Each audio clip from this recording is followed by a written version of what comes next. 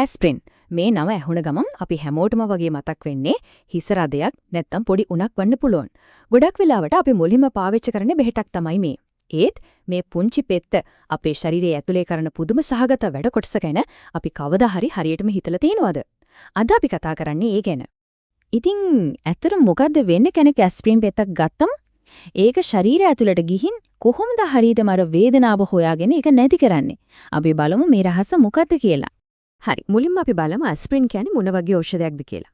හැම බෙහෙතක්ම වගේ ඇස්ප්‍රින් වලටත් අයිති වෙන විශේෂ කාණ්ඩයක් නැත්නම් පවුලක් තියෙනවා. මෙන්න මේකයි ඒකේ නම ස්ටෙරොයිඩ් නොවන ප්‍රතිප්‍රදාහ ඖෂධයක්. NSAID. එහෙම තමයි කෙටියෙන් කියන්නේ. නම ටිකක් සංකීර්ණයි වගේ නේද? ඒත් මේකේ තේරුම හරිම සරලයි. ඒ කියන්නේ මේ බෙහෙත් වර්ගය වේදනාව, උණ, ඉදිමුම වගේ දේවල් අඩු කරනවා. හැබැයි මේවා ස්ටෙරොයිඩ් జాතිය බෙහෙත් නම් නෙවෙයි. හොඳයි. දැන් තමයි වැදගත්ම කොටසට එන්නේ. ඇස්ප්‍රින් කොහොමද වේදනාව නැති කරන්නේ? අපි මෙහෙම හිතමුකෝ. අපේ ශරීරය කියන්නේ නිකම් ලොකු කම්හලක් වගේ. මේ කම්හල ඇතුලේ වේදනාව, උණ, ඉදිමුම වගේ දේවල් හදන්න විශේෂ සේවකයෝ වගේක් ඉන්නවා. ඉතින් ඇස්ප්‍රින් කරන්නේ ගිහින් කිලින්ම මේ සේවකයන්ගේ වැඩ නවත්තන එක.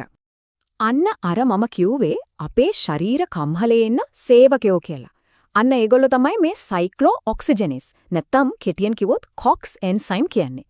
මේගොල්ලෝ තමයි ප්‍රොස්ටැග්ලැන්ඩින් කියන රසායනික ද්‍රව්‍ය හදන්නේ. අපිට වේදනාව, උණ, ඉදිමුම දැනෙන්න සලස්වන්නේ අනේ ප්‍රොස්ටැග්ලැන්ඩින් නිසා. ඉතින් ඇස්ප්‍රින් කරන්නේ හරිම දක්ෂ වැඩක්. ඒක කෙලින්ම ගිහින් මේ COX එන්සයිම් අක්‍රිය කරලා දානවා. ඉතින් බලන්නකෝ මේ ක්‍රියාවලිය කොච්චර සරලද කියලා. අපි ඇස්ප්‍රින් ගන්නවා, ඒක ශරීරය ඇතුළට ගිහින් අර COX එන්සයිම් වල වැඩ නවත්තනවා. ආපහු පටන් ගන්න බැරි වෙන්නම. එතකොට ප්‍රොස්ටැග්ලැන්ඩින් හැදෙන එක අඩු වෙනවා. අන්තිමට වෙන්නේ මොකන්ද? අපේ වේදනාව, උණ, ඉදිමුම ඔක්කොම ටිකෙන් ටික නැති වෙලා යනවා. ඒ කියන්නේ බලන්න ඇස්ප්‍රින් කියන්නේ එක බෙහෙතකින් වැඩ හතරක්ම කරගන්න පුළුවන් දෙයක්. එක පැත්තකින් වේදනාව අඩු කරනවා. ඒ වගේම උණ අඩු කරනවා.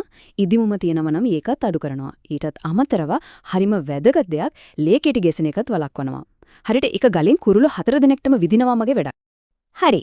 ඇස්ප්‍රින් වැඩ කරන විදිහ දැන් අපි දන්නවා. දැන් අපි බලමු මේ පෙත්ත අපේ ශරීරයේ ඇතුළේ යන ගමන මොන වගේද කියලා. ඒ කියන්නේ ඒක ශරීරයට උරාගන්නේ කොහොමද? කොච්චර වෙලාවක් එකේ බලපෑම තියෙනවද? ඊට පස්සේ ශරීරයෙන් පිටු වෙන්නේ කොහොමද කියලා. අපි ඇස්ප්‍රින් පෙත්ත ගත්තට පස්සේ ඒක හරිම වේගෙන් අපේ ආමාශයෙන් සහ බඩවැල් වලින් ශරීරයට උරා ගන්නවා. හැබැයි එතනදී තවත් වැදගත් දෙයක් වෙනවා. ඇස්ප්‍රින් සැලිසිලේට් තියෙන එයාගේ ක්‍රියාකාරී ස්වරූපයට හැරෙනවා. ඇත්තටම අපිට මේ සහනය ගෙන දෙන නියම වීර්යය තමයි මෙන්න මේ සැලිසිලේට් කියන්නේ. මේකෙන් පේනවා ඇස්ප්‍රින් කොච්චර ඉක්මනට වැඩ පටන් ගන්නවද කියලා. බලන්න ඇස්ප්‍රින් වල ආයු කාලය විනාඩි 15-20ක් වඩා කෙටි කාලයක් වුණාට ඒකෙන් හැදෙන සැලිසිලේට් පැය 2-3ක්ම අපේ ශරීරයේ තියෙනවා. ඒ කියන්නේ ඇස්ප්‍රින් ඉක්මනට වැඩේ පටන් අරන් දුන්නට ඒකේ බලපෑම දිගටම තියාගන්න අර සැලිසිලේට් කියන වීර්යය තමයි. හරි. හැම දෙයකම වගේ ඇස්ප්‍රින් වලත් පැති දෙකක් තියෙනවා. එක පැත්තකින් ලොකු ප්‍රයෝජන තියෙනවා, අනෙක් පැත්තෙන් අපි ගොඩක් සැලකිලිමත් වෙන්න ඕන අවදානම් කාරණාවක් තියෙනවා. අපි දැන් ඒ ගැන කතා කරමු. ඇස්ප්‍රින් සාමාන්‍ය හිස රදේ උන්න වගේ දේවල් වලට විතරක් නෙමෙයි, හෘදයාබාධ සහ ආඝාතය වළක්වා ගන්න පවා පාවිච්චි කරනවා. ඒක තමයි හොඳ පැත්ත. හැබැයි බඩේ තුවාල තියෙන කෙනෙක්ට, ලේසියෙන් කැටි නොගැසෙන රෝග තියෙන අයට, එහෙම නැත්නම් දරුණු ඇදුම තියෙන අයට ඇස්ප්‍රින් කොහෙත්ම හොඳ නැහැ. ඒ වගේ අවස්ථාවලදී මේකෙන් වෙන්න පුරුවන් හානිය වැඩි. අතුරුආබාධ ගැන කතා කළොත් බහුලම දකින්න ලැබෙන්නේ බඩේ දැවිල්ල, ඔක්කාරය වගේ දේවල්.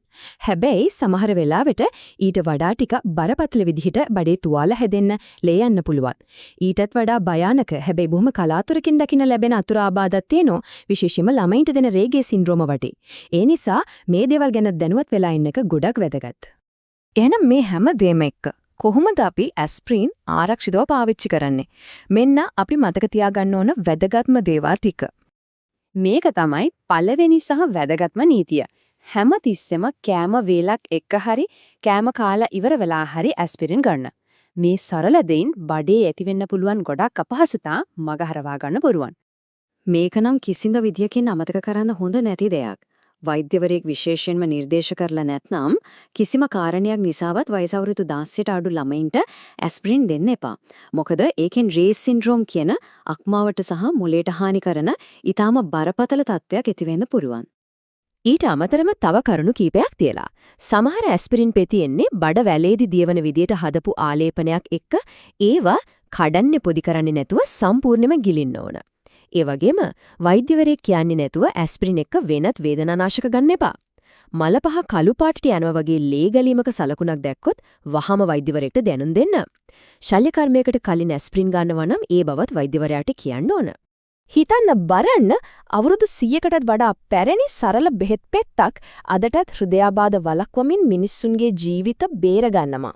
වේදනානාශකයක් විදිහට පටන් ගත්ත මේ ගමන අද කොච්චර දුරක් ඇවිල්ලාද? ඉතින් මේ පුංචි ඇස්ප්‍රින් පෙත්තේ මීළඟ පරිච්ඡේදය මොන වගේ එකක් වෙයිද? අනාගතයේදී තව මොන වගේ අලුත් දේවල් වලට මේක පාවිච්චි කරන්න පුළුවන් වෙයිද?